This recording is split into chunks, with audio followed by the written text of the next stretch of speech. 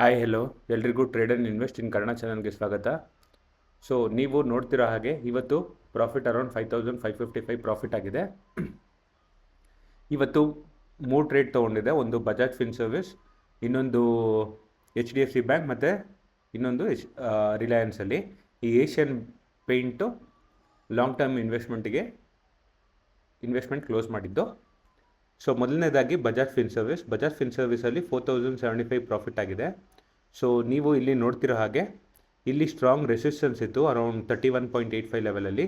So ಆಗ ಈ candle close ಆದಮೇಲೆ ಅರೌಂಡ್ 35-36 ತೊಗೊಂಡೆ. ಆಮೇಲೆ ನಾನು ಟಾರ್ಗೆಟ್ ಇದ್ದಿದ್ದು 44ಗೆ ಕ್ಲೋಸ್ ಮಾಡಿಕೊಂಡೆ. ಸೊ ಹಾಗಾಗಿ ಅರೌಂಡ್ 4000 ಪ್ರಾಫಿಟ್ ಆಯಿತು. ನೆಕ್ಸ್ಟು HDFC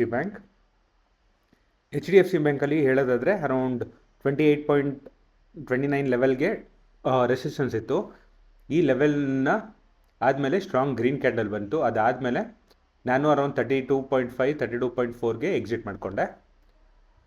ಸೊ ಈಗ ಅರೌಂಡ್ ಇನ್ನೂ 12-20 ಇನ್ನೂ ಟೈಮು.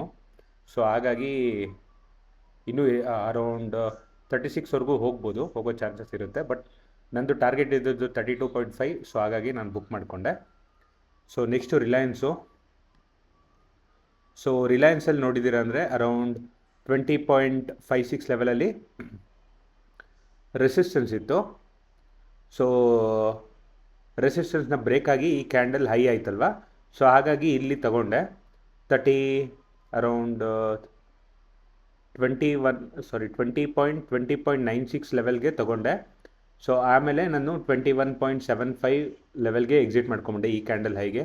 ಅದಾದಮೇಲೆ ಕ್ಯಾಂಡಲ್ಲು ಅನ್ಪ್ರೆಡಿಕ್ಟಬಲ್ ಕ್ಯಾಂಡಲ್ ಆಯಿತು. ಸೊ ಹಾಗಾಗಿ ಯಾಕೆ ರಿಸ್ಕು ಅಂತ ಎಕ್ಸಿಟ್ ಮಾಡಿಕೊಂಡೆ ನನ್ನ ಪೊಸಿಷನ್ನ.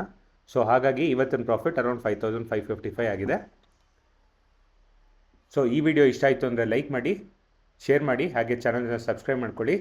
ಏನೇ ಕ್ವಶನ್ಸ್ ಇದ್ದರೂ ಕಮೆಂಟ್ ಮಾಡಿ. ಮುಂದಿನ ವಿಡಿಯೋದಲ್ಲಿ ಸಿಗೋಣ. Thank you.